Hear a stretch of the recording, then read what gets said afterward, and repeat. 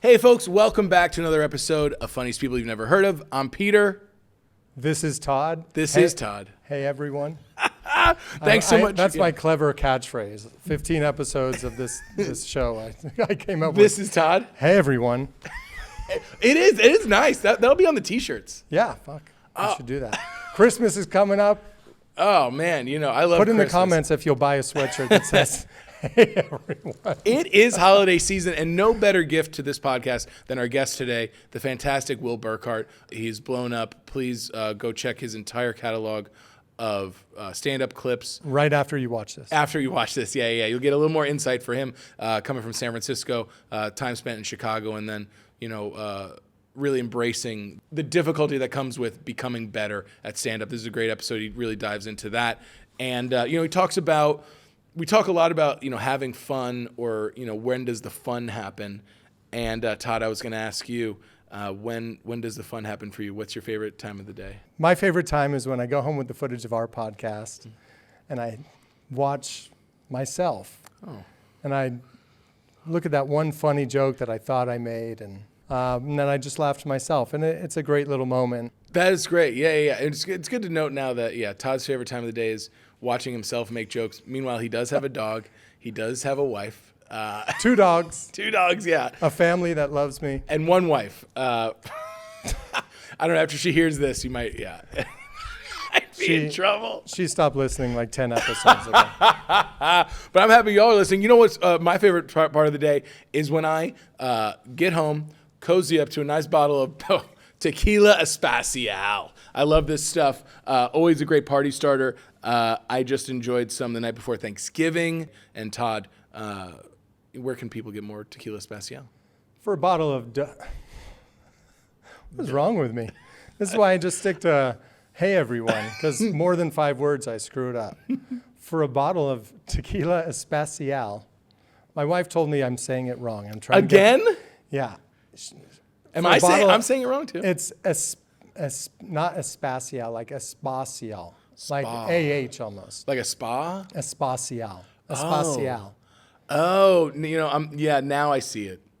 Peter's Puerto Rican. He has no excuse for this. I'm a gringo from LA. Espacial. Yeah. It still tastes as good on your tongue whether you can pronounce it well or not. The more you drink, the less you can pronounce it.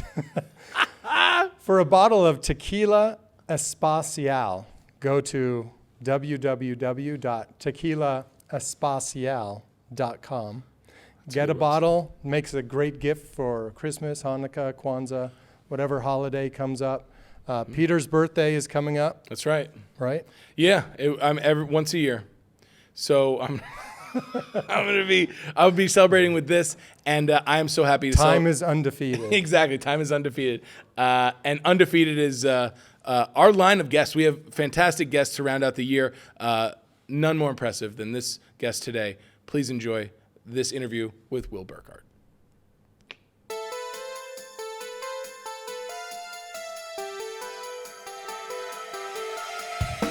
What have we been flagged for? Like political stuff? Yeah, though hopefully that's done by now. Yeah. No more elections ever. Ever? Yeah, that's it. Thank God that's over. Yeah, forget that.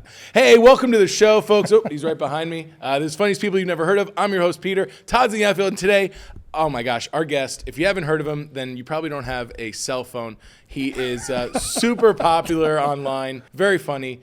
All across the United States, you can see him performing on his tour from last year to this year, and in the coming years. Oh my gosh, Will Burkhart, how's it going, buddy? Yeah, man, what's up? Thanks for having me. How do you take praise? How do I take praise? I'm good with it. I'm Yeah? good. I'm not one of those people that's like, stop saying nice things. I can't handle it. It's like, I can handle it just fine. No, it's all good. Because I work really hard, so it's nice for people to say nice things. It just feels nice. You do work really hard. We were just chatting about our mutual friend Nolan, who performs with you on the road from time to time. This is my guy. He's great. And Nolan Culver, love that guy.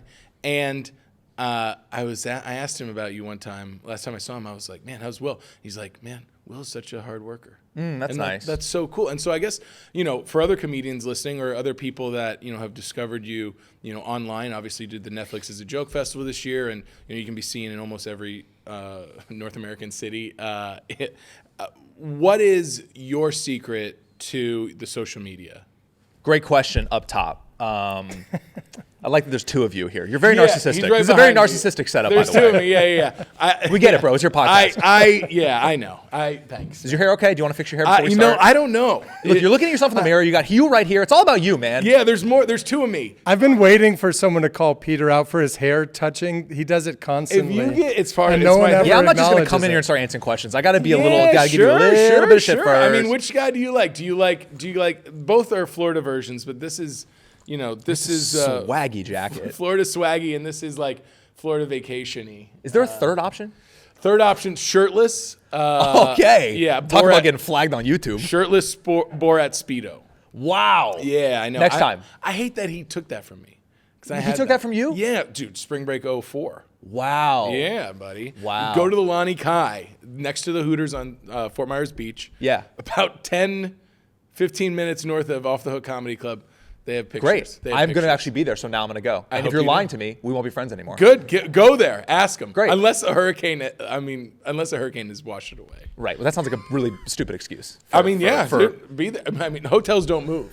Not from hurricanes. Baby. Hotels. Was that your senior quote? Hotels don't move. Yeah. My senior quote was, "Hotels don't move." Borat Speedo. You're not going to know what I'm talking about, but your kids will love it. Go to 8 miles north of this obscure comedy club. Yeah, well, Off the Hook is great though. It's It is fun. great. It Do is they great. still leave the lights on For for performances, like the house lights? I don't remember. I would probably put a stop to that if they did. Yeah, I'd be like, oh well, no, we're not doing this. yeah. Hey 'cause guys. then it feels like a classroom. Yeah, don't do situation. this. Yeah, don't do this. I'll let you know. I'll let you know January 22nd. Yeah, January 2nd. January 22nd. January 22nd. You'll be in Naples. Naples, Florida. Anyways, more importantly, the question you asked is a very good question. And I want to get back to it. Yeah. Was how did I? What's the big? So, what has been your social media secret? cool. In gaining a following and Yeah. getting traction. Yeah, no, it's a good question. I would say, for me, I think it's like when I started posting, it was during like COVID-y times. And I just never stopped posting. I never didn't post. I probably did like 2-3 clips a week ever since. Oh wow. Like I've just never stopped. It's a bit of an older crowd tonight. Why? What is happening? 8 o'clock. Forgive me for saying this, but 8 o'clock is a little late. Do you guys know who I am? No. Okay, very cool. Okay, I'm gonna ask you another question, and I don't mean this to be offensive at all. You guys all live in your own homes, right? You don't live in a home together, right? And I don't mean that to be offensive. I don't. I'm just curious, because you all came like a squad, like you're gonna rob the place. You're a cult. You're a cult. Now we're talking. That's the cult leader right there. That's the captain right there. Don't drink the fruit punch if she gives you any, okay? Don't drink. You guys are great. Where are we going after this? Let's go somewhere, dude. Where do you guys want to go? Like a Cracker Barrel, or like, what do you think? Like, should we play some high stakes bridge or some shit? And people would never see me. They're like, is this how all of Will's shows go? Just 40 old people just pull up and take the show over? Like, What's your name, boss? Bo, And what are you doing with your life, man? PE teacher. Do the kids call you Bo or like Mr. Bo? What's my last name? Doom. Doom? Bo Doom. Wow. That's like when you hit a punchline. Ba-doom. What's Bo short for? That's it. Big guy, little name. That's me. Do you have any siblings? No. Damn, because when you came out, they're like, this one's too big. I don't want to do this again. Are you from San Diego? Small town. Country. Country, yeah, no shit. Bo is not like a city name. Like, this is my son Bo. Ting! I think a lot of people with social media, they think just posting something is what matters. And it's like, they don't really think about the quality of it. And it's like, I want to make it look and sound as good as it possibly can. I don't want to use like the auto captions, just stuff like that. It's like putting in more effort, I think really matters. And I think a lot of people are lazy, and I think that's a really lame excuse. Right. Yeah. That's we've had Matt O'Brien on, and he's like, he embraces that that aspect of the job, and also Tyler the Creator has this great quote where he's like, the social media is your job, and you should take it seriously and that sort of thing. Yeah, So, it's literally a job. Like every day, because what's funny about being a comedian now at my level too, it's like I don't have to do anything. sure. There's nothing I have to do. Okay. I have to show up for a headlining show because other people's money and time depends on me.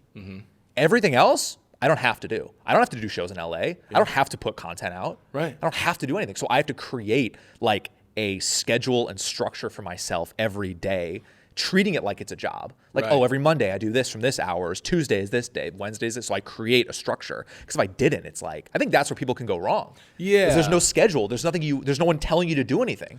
No one wants us to do this shit. Yeah, exactly. It's yeah, you don't have like a boss that's telling you what to do. You're your own boss. You have to like have that crazy discipline to like be your own boss, to like hold yourself accountable. You know what I mean? Right. Which is hard. I think a lot of people don't really have that quality. And I think I'm one of those people that just has always been like that. Now that is so normal to you, at what stage did you feel like you started to really embrace that? Probably within the last, just seeing it work. I think just seeing the success. I did this whole tour, basically like all indie, where I just did everything myself, where I booked my own venues. I just promoted it myself. I did everything myself before I had an agent. And I think seeing that work, because it was a test. It was like, can I sell tickets? Right. And I did. I sold a lot. And I was like, oh, now knowing that people care and this whole thing I've been building is actually going to amount to something that I want, now that's all the encouragement I need. Because it's like, oh, people give a fuck. That's the Right. whole thing. It's like, sure, it's like, but followers and ticket sales, they don't equate.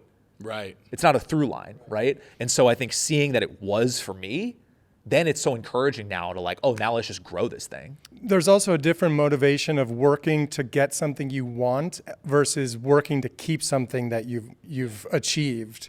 Almost like the fear of like, fuck, I got the dream, I can't lose it now.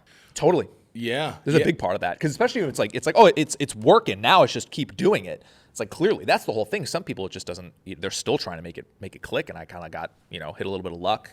Yeah. Well, Luck and meet opportunity. That's one thing I would add with, you talking about people putting up quality clips. Your clips are also, you have great clips. You're a funny dude. Some people don't have that, so they have to like, they're putting up the best they got type I thing. know, But for sure. It in the end, who knew it helps to be funny to be a successful comedian. That is the first thing you need. It's like you have to be that funny, and that's why it's like younger comics and newer comics putting out clips so early is, to me, I think, such a mistake. I see. Just because it's like, bro, get as funny as possible, like without people looking at you. What kind of car do you drive? Hello? How tall are you, Dane? 5'4". Didn't see that coming for truck guy, gotta be honest. And I'm not tall either. I'm 5'9", so this is not me shitting on you. When you think of like truck guy named Dane, you don't think of like, hey, like, I don't think about that. Like, when you get to a place, you close the truck. All right, I'm here. Do girls ever discriminate you based off your height? I mean, it happens. You gotta make up for it another. He's getting out the truck dick first. How did you meet Dane? He was a customer at my farm stand. That sounds like a dating story from like Little House on the Prairie or some shit. They grow really good squash. He was a customer for 2 years. So his whole truck is just so much squash. Hey, it's Dane again. I'm sure everyone's got squash.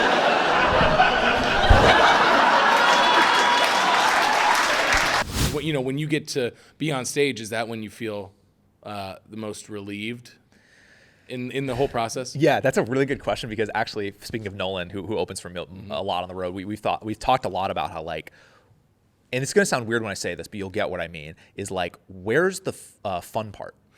Yeah. Right? Because a lot of the job, and let's call it a job, Right. which is crazy that I get to say that. Sure, yeah. There's many times that I'm like, how do I get to be like, oh, I've work? What? None of it's work. I don't have a job.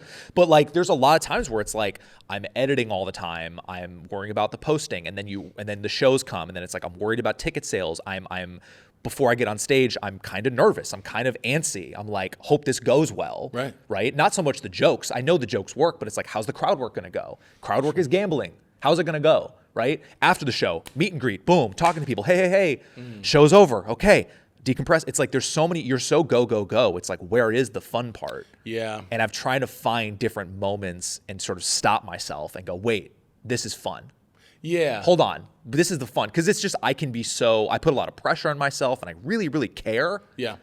And so sometimes I really have to stop myself and like, wait, have fun. Remember, have fun right now. Remember, it's fun time. Right? Yeah, This is a silly fun thing that you get to do. You almost have to force yourself to smile a little bit. For sure. Yeah. And, sure. For you, when you go up on stage, whether you're doing a spot in town here or, headlining, is there a quota you want to meet as far as clips that you can get from that performance? If it's talking about clips, I don't worry about it in town. Okay. If I'm in town, I'm working on like new material. Great.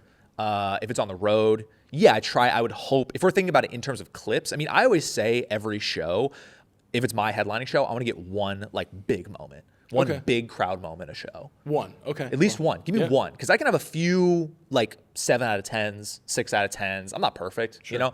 But then if I get that one like killer, I'm like, and now I feel like fulfilled. Yeah. And if I don't get that one, I'll be like, oh. Does that like give you relief for the rest of your set? Like if you're like, oh, got that in the bank. 100%. Like, yeah. 100%. Yeah, Like I know I got that. And it sucks. I'm not like thinking like, it's hard not to be like, there's the clip. Right. But like I'll know right after. I'll be like, oh, that was the beginning. That was the end of the clip. And I know I got something really good. More importantly, it's like I gave the audience this really fun, great moment that I know they want because they're here from crowd work clips. So they want the big moment. And so knowing that I gave that to them is sick. And then knowing that I feel so fulfilled of like, oh, I got it.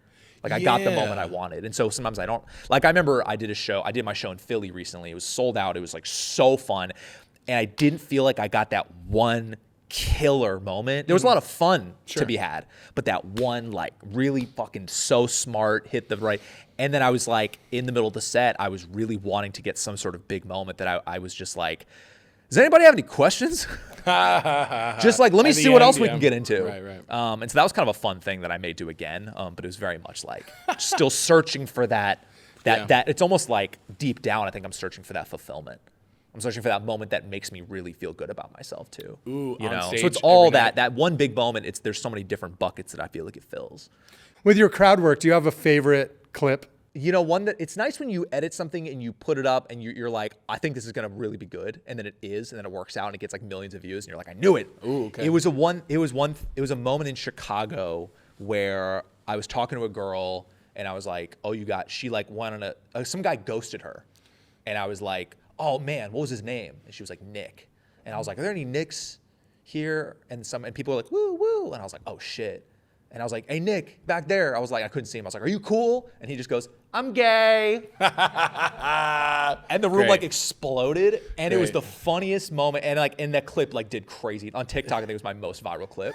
And you're like, not your Nick, different Nick. He was a different Nick. I was like, okay, I don't think that's the guy. I don't think that's him. And it was just so cool to be like, the moment in the room was crazy. Like it was so fun. Because I also said there was some more stuff after that was fun. And like editing the clip and is like, oh, this is really funny. And then the internet agreed. Not just the internet, the people agreed with me that it was funny. I think that's the most fulfilling. What was the last date you went on? A couple weeks ago, What was the guy's name?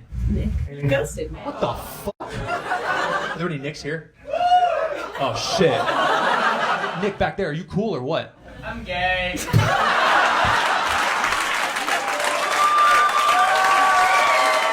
Nick, you have unbelievable timing, bro.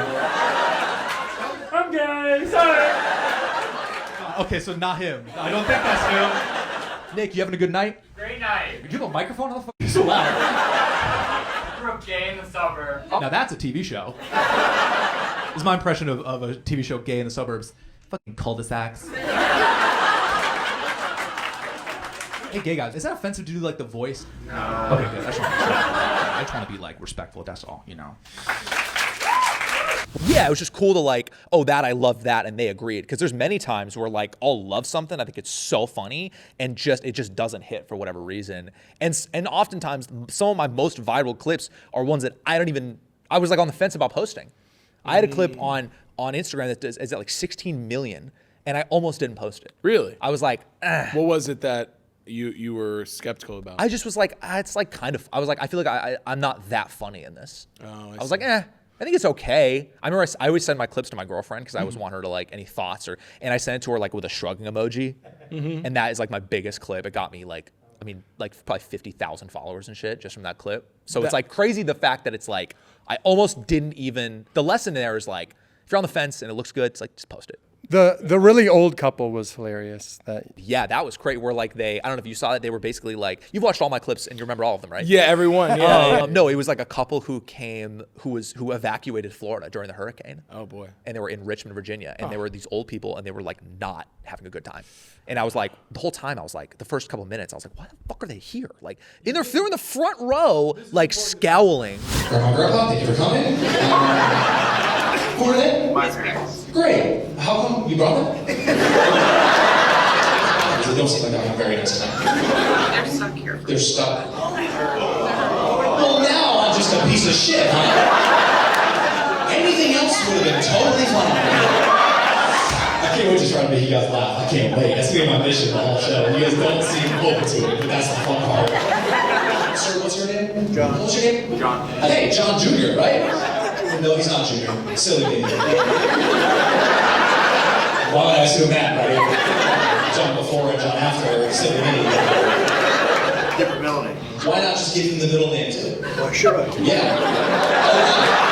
Yeah, what about John made you want to go out with him? He's funny. Well, that's He has to nice. respond. Yeah, he does. Everything except the middle name.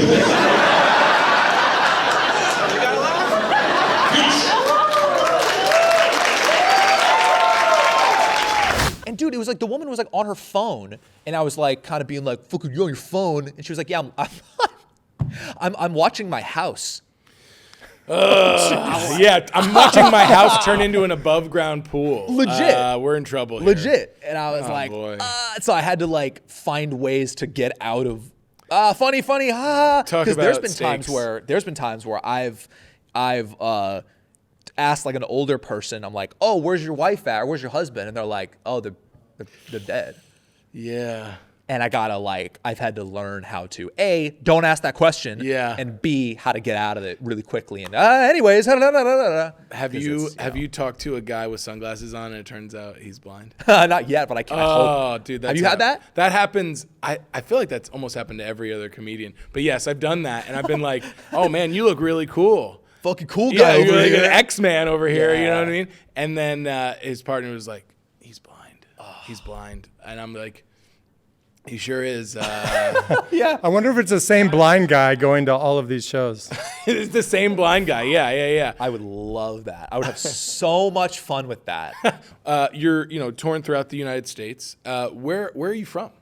Grew up near San Francisco in the Bay Area. Yeah. When were you introduced to comedy? Probably as like a little kid. Okay. I think my parents always educated me with like the arts. A lot of like, I watched a lot of like movies and TV, like quality movies and TV early on. And I think stand-up was a part of that too. So I was always aware of stand-up when I was like a kid. Really? Yeah, so it was very early on. That's cool. Yeah, I mean, San Francisco, great hub for comedy there. Do you like going back or traveling back there to perform or what? Yeah, because I got to do like Cobb's Comedy Club, which is like I got to headline there, and that was the club like my dad would take me to.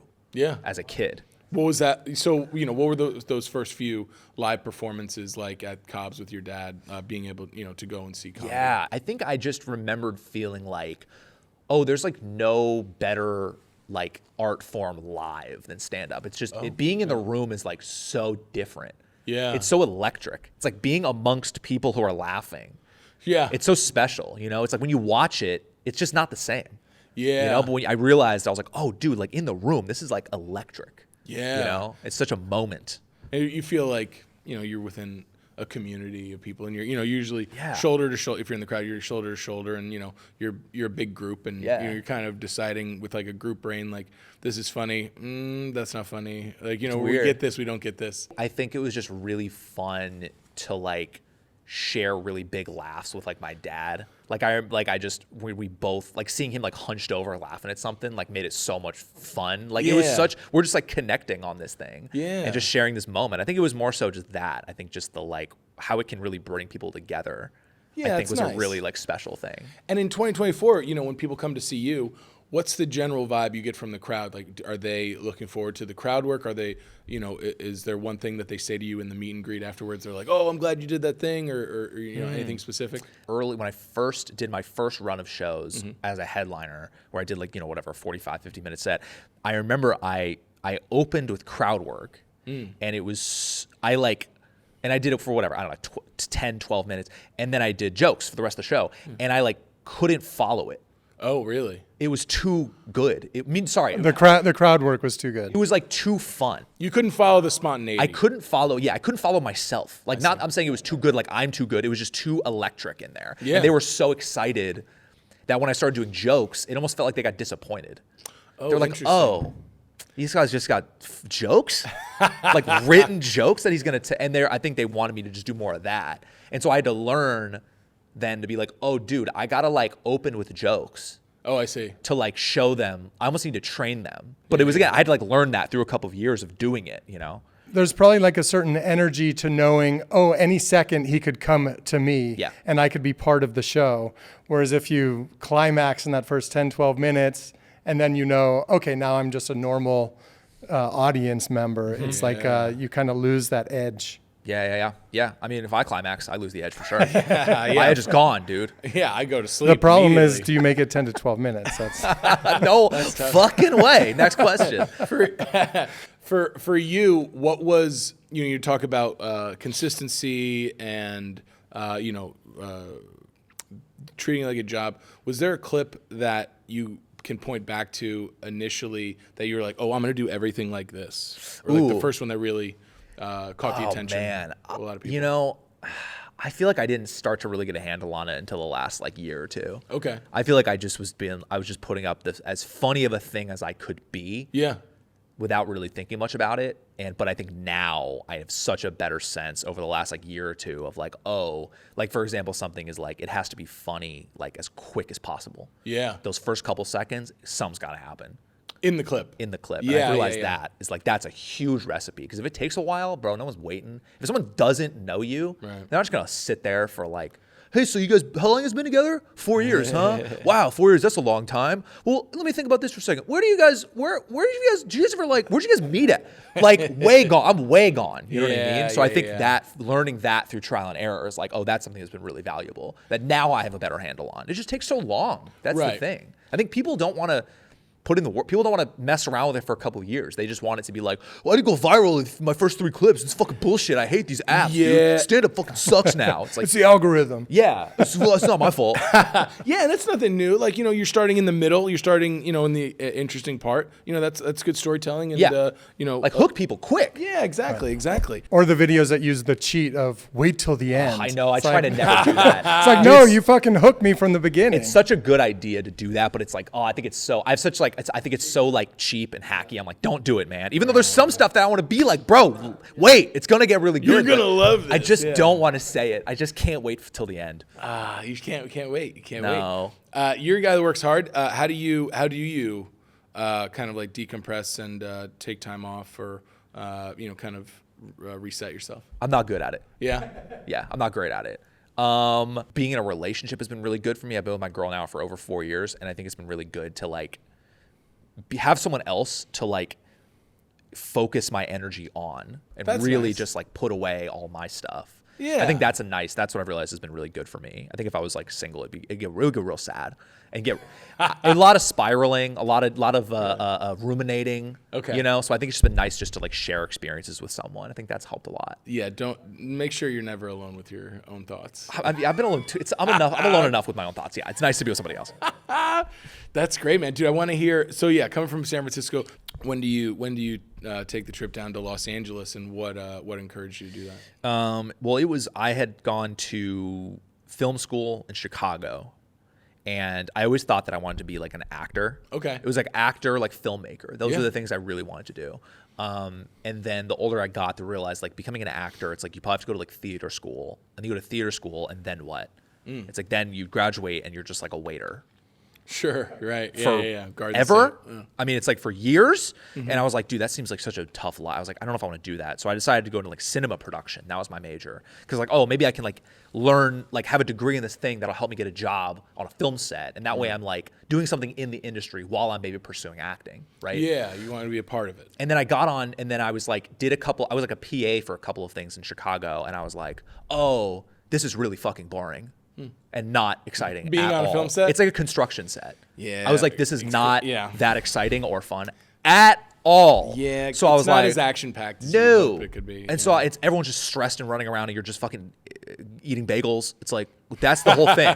And I'm like, okay, this isn't that fun. And I was seeing how just uninspired I felt by the process. I had slowly been like, always loving stand-up, and I had done it like 2 open mics when I was young, just to do it. And then when I was like my senior year of college, I moved into a studio apartment on Lakeshore Drive in Chicago. I was by myself, which I like. Yeah, It was nice not to have roommates. And I was like listening to like comedy podcasts. I was like really into it, and then I started being like, dude, maybe I should like just do a few more open mics and like maybe like try stand up and see how it feels. Yeah. And then I started doing it, and then I just haven't stopped. So I just did it. I was like 21, and I just started, and I spent like the whole year of my last year of college. I basically just did open mics, barely went to parties, like just kind of was like a removed college experience. I was more just doing stand up, and then when I graduated, I went right to LA. And do you feel like you embraced that process of gradually getting better? For sure. Okay. Well, it was really hard. Yeah, and yeah, really yeah, of course. frustrating. Here's bombing, Right. you know, for other comics, and it's like really scary. The best advice I've heard lately is stand-up comedy advice just generally is the worse the set, the better the dinner you treat yourself to. Ooh. And like, how did you treat your struggles then, and how do you treat a less than your standard type of performance these days? It's so funny. I'm 10 years in now. Yeah. And I still get really like frustrated and really annoyed with myself and very, very critical still. Like it's hard. I still haven't hit the point where I'm like, I got it. I know I'm good. I fucking crushed this show, that show, sold this many tickets. I still am like, yeah, but that one fucking little tag on the poop joke, like didn't get an applause break. Or I stuttered, or or some. I still am in my head about every little thing. Like I had a show, it was like a show at the Improv on Thursday, and like I was like, I objectively did good, but I was like, yeah, but this little thing and this thing, I don't like how I handled that moment. It's like I'm still at that point. So I think it never fully, it hasn't gone away from me yet. Yeah. Luckily the sets have just gotten better because I've been doing it for longer. Right. So the bomb, like if I'm not like bombing. No. Right. There's But just what little moments. Exactly. You know? But yeah, it's like, it's not up to your standard maybe. Right. You know, That's like what you're it is. like And I you're think I try to use same. that then to fix it. Do you do something you know? in the aftermath, like, oh, here comes the ice cream, or the fridge hates to see me coming? That perfectionism that you're talking about, I've seen Seinfeld talk about that, just in the writing process of his show, and that looking back, he like didn't enjoy any of it, and he wish he had, which goes back to you kind of, when does the fun start? I know. But you kind of, there's like, you have to be that way to be successful. And then the fun comes when you look back on it one day. That's what I'm saying is like, I actually like being this way because I hold myself to a really high standard. Yeah. And so I feel like it's going to make me just better and better and better because I hold myself accountable to like be really good all the time. Yeah. It can be a detriment, but I think in the long run, it'll be good because I'm not fucking around up there. Like I'm very focused and I'm on a kind of a mission every set. Yeah. I think that's a good thing. But again, you have to leave space for like self-compassion, but it's hard. It's hard when you want to be great. Neil Brennan said recently, he's like, my job is the fun thing. My job is the night out. My job is, instead of like going to the bar, going to the nightclub, like enjoying yourself, like that's part of it. You know what I mean? And that's great that you're able to embrace that. But, in the aftermath of something, that falls under your standards, do you go to the ice cream, or do you have like a... You really want to know how much he enjoys ice cream. We can talk about ice cream specifically. If you want to talk about ice cream, we can talk about ice cream. Everyone has a coping thing. Or maybe it's just like, you know what, I'm going to give him next time. Or, whatever it is. Well, it's definitely not ice cream because, look at me. Look at you. But you're allergic to dairy? Yeah. That's what I meant by can see, yeah. No, it's, dude, honestly, I'll usually like it'll be like, go home and fucking write and figure it out. That's really what it is. There's no real, like, sure, I could say like I smoke weed or whatever to make it go away. Sure, but like before I do that, if that's the choice I make, first I gotta like try to figure out this chunk and this tag. I try to sit and like, I'll do most of my writing on the drive home. Oh, really? From the set, I'm like going up Laurel Canyon, like writing it out in my head and recording it on my phone out loud, like trying to figure it out. That's so great. like that's usually how I'll use that energy to then use it like to be creative and productive because I'm like, well, I don't want to feel what I just felt again. So fucking be better. Make this funnier then. And then you'll have a recording device, your phone or something, and then you'll like dictate it, or will you go to the like a legal pad or? Hopefully not on Laurel Canyon with a legal pad. Yeah, I'm not. I'm typing on my phone. Fucking. That's what they used where are all these to people do. tailgating me? No, I will legit film myself in my car out loud, and then I'll get home and like write it in my phone. I never have written by hand. I can't do that. I'm changing things too much. It would be a disaster. It look like a shitty ransom note. All these scratches out and stuff. I'm like, who got kidnapped? Yeah, you better hope nobody finds that. If you I don't want that. No, it's too much. I need to be like very, very organized, and everything has to be like a certain way. That's where the OCD kind of comes into play. For me. Well, yeah, that's interesting because you're going to a lot of cities. We'll talk about where you're heading, other than Naples in January. But this is all for Naples. But yeah, oh man, dude, they love us in Naples, man. Let me tell you. So then, for you now, what is it that's challenging you? I think on a big scale, it's just getting better. It's just I'm addicted to growth. Mm-hmm. I love the feeling of getting better. That's awesome. That's the biggest thing. And then if we're going to like be more specific on like a headlining show, it's a clip, but I also just want to make everybody. I want to kill. How did you guys meet? Chuck E. Cheese. Chuck E. Cheese? I had my kid, he had his. Oh, you guys have kids. How did it happen? She was watching me play basketball. She was watching you play basketball. You're like, Johnny, get out of the way. Daddy's got it.